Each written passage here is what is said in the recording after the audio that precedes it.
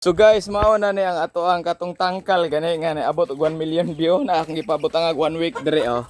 Balik 1 week nga mga piso. Oh. Mao na sila. Ako ron gitabunan ani temporary ba. Okay ra kaayo guys oh. Ang ite makuan ra pod. Mao na sila ay. Tanawan be. Ay gamay ra man. Gibutang ra na ako testing ante oh.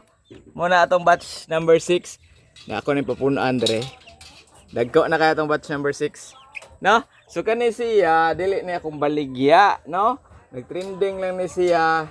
Napalit ni nako sa kuan, sa Shopee. Tanawa na uwan na ni guys, wa gid siya ni taya oh.